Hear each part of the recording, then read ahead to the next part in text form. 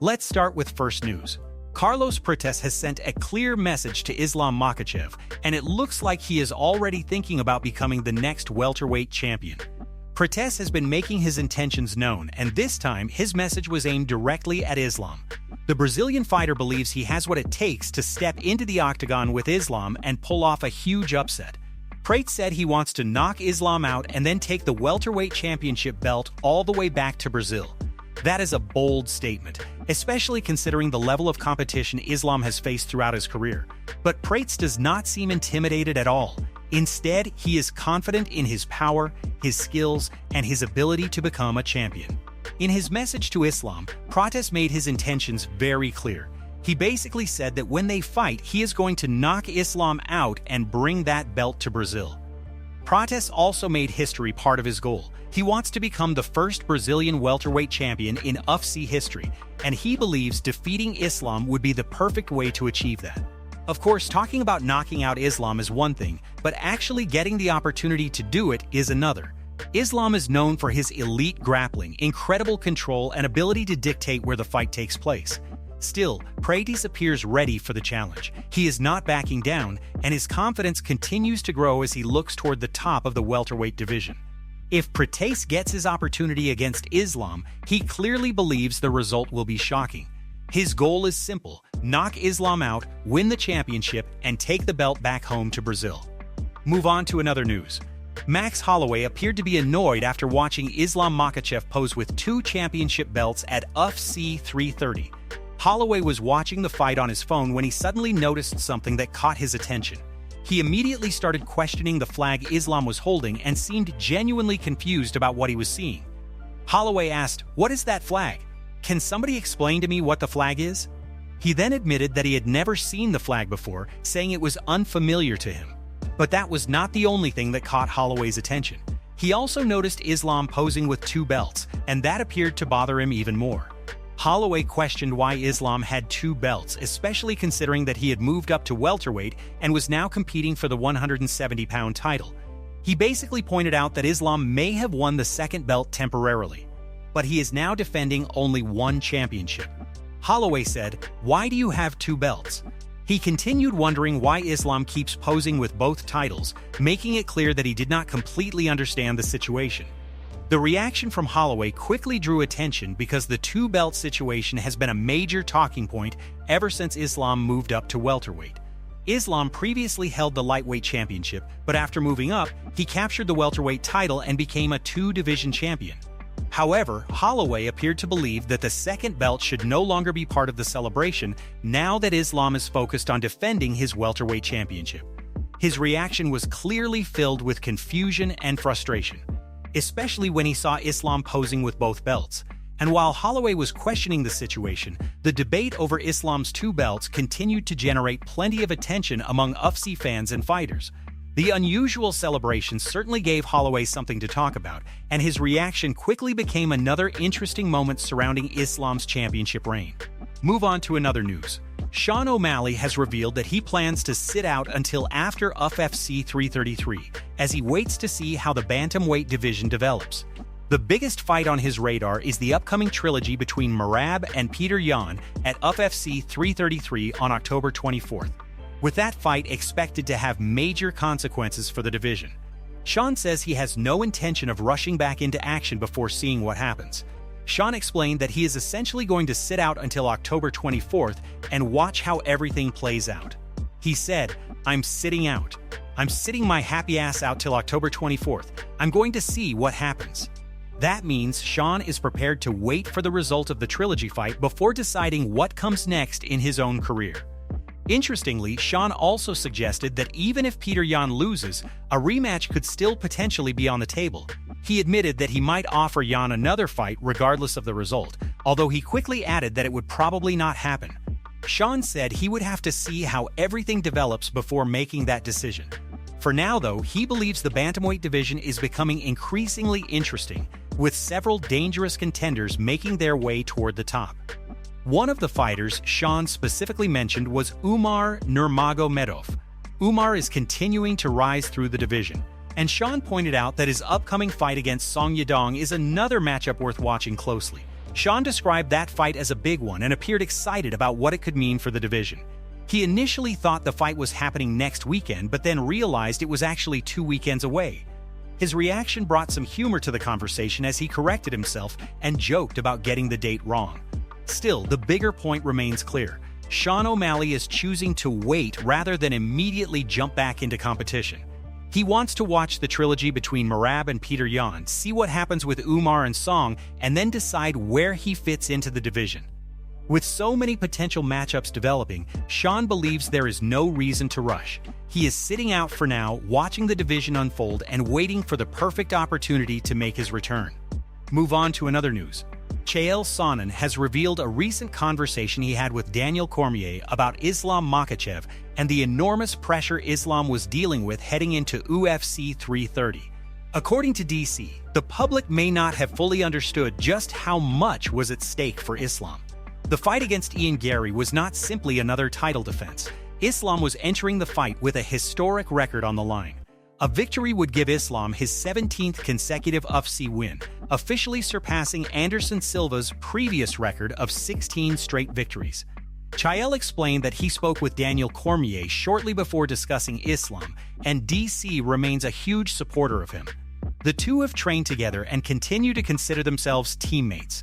Cormier told Chael that people may not realize the amount of pressure Islam was carrying into the fight. DC pointed out that he knows exactly what it takes to compete under that kind of pressure. As one of the few fighters to become a double champion, Cormier understands how difficult it is to perform when history is waiting on the other side of the cage. According to DC, Islam had to deal with constant questions about Anderson Silva's record. The media repeatedly discussed the possibility of him breaking it, articles were being published about it. And the subject continued to follow him throughout the build-up. That meant Islam could not simply ignore the pressure. He had to walk into the octagon against Ian Gary while knowing that his place in UFC history was on the line. Despite all of that, Islam got the job done. He secured his 17th consecutive UFC victory and officially moved past Silva's previous record. Chael also discussed how Ian Gary approached the fight.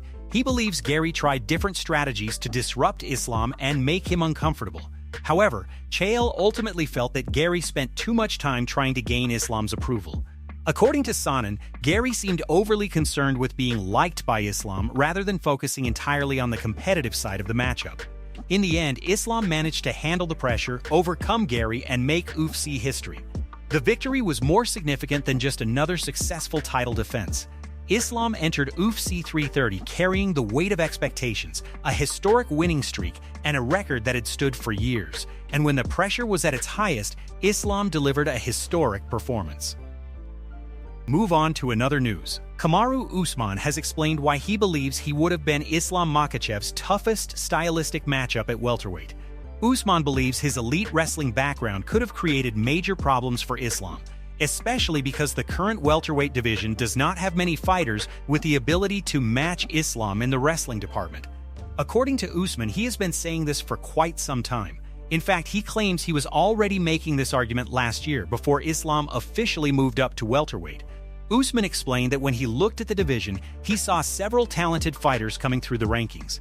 He acknowledged that there are some very good fighters who could eventually develop into dangerous contenders and future champions. However, Usman believed the current matchups were more important than simply looking at rankings or hype. He focused on the idea that styles make fights. Usman said that when he looked at the different styles across the welterweight division and considered how the matchups could play out, he felt confident that he could handle Islam. He believed his own wrestling, physical strength, experience, and ability to fight at a high level could have made him a particularly difficult opponent for Islam. But according to Usman, when he expressed that opinion, he received plenty of criticism. People told him that he did not deserve the opportunity. Others questioned why he should be considered for such a matchup. Usman said he understood the criticism and accepted the situation. Instead of continuing to push for the fight, he eventually decided to take a step back. He spent a period of time sitting on the sidelines, waiting for his next opportunity while the division continued moving forward. Usman admitted that things did not exactly go according to plan after that. He eventually took his chances and continued his career, but the results were not what he wanted. Still, his belief in the stylistic matchup has remained. From Usman's perspective, having an elite wrestler facing Islam could have created a completely different kind of fight compared with some of the other contenders at 170 pounds. He believes the lack of high-level grapplers in the current division is exactly why his style could have been such a problem for Islam. Usman may no longer be in position to make that fight happen, but he remains convinced that stylistically, he could have given Islam one of his hardest challenges at welterweight. Move on to another news. Chael Sonnen has opened up about the enormous pressure Islam Makhachev was dealing with before his fight against Ian Garry at UFC 330. With so much attention surrounding Islam's accomplishments, there was a real possibility that the constant media coverage could have added even more pressure heading into the fight. One of the biggest storylines was Islam's attempt to break Anderson Silva's record for consecutive UFC victories. Chael explained that he recently spoke with Daniel Cormier, who remains a huge supporter of Islam. The two were teammates and still consider themselves teammates to this day. According to Chael, Cormier told him that the public may not fully understand just how much pressure Islam was under. DC pointed out that he knows what it feels like to compete at the highest level, as one of the few double champions in UFC history. Cormier understands the expectations that come with chasing historic achievements, and according to him, Islam had something very significant on the line. Breaking Anderson Silva's record was at stake. Islam needed one more victory to reach 17 consecutive UFC wins and officially move past Silva's previous record of 16 straight victories. The problem was that Islam could not simply ignore the storyline.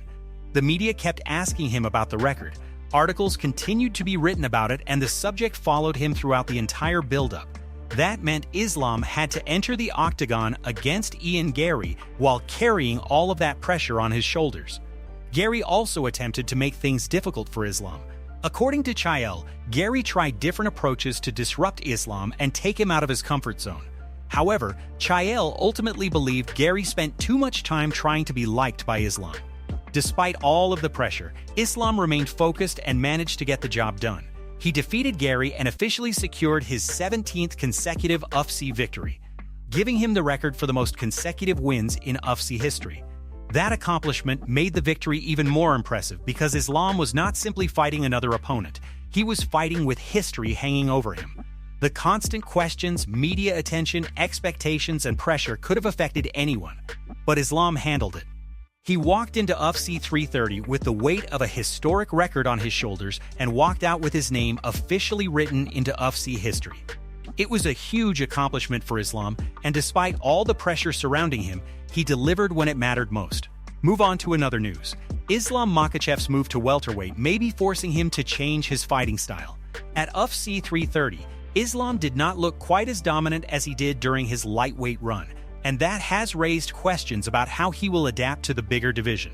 Dan Hardy recently discussed this on Submission Radio, explaining that Islam has moved into a weight class filled with much bigger fighters. At lightweight, Islam was often considered a physical bully because of his size and strength. But at welterweight, the situation is completely different. Hardy pointed out that many welterweights are naturally bigger, with larger frames, longer arms, longer legs, and significantly more muscle mass.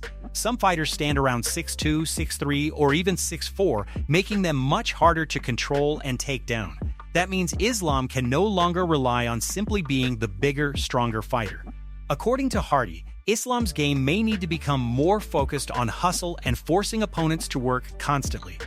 Hardy compared this situation to Merab and Volkanovski, two fighters who were often smaller than their opponents but found ways to remain highly effective by building their styles around their own strengths. Islam may need to do the same thing at welterweight. Instead of trying to overpower much larger opponents, he could focus on movement, pressure, conditioning, and constantly making his opponents work. The welterweight division is filled with dangerous and physically imposing fighters, including Michael Morales, Carlos Prates, and potentially Ian Garry again. Those matchups could present Islam with challenges he simply did not face as often at lightweight. But that is also what makes this new chapter so interesting.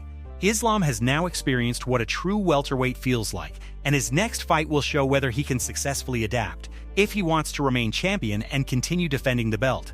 He may need to evolve his game and prove that he can dominate without being the biggest fighter in the cage.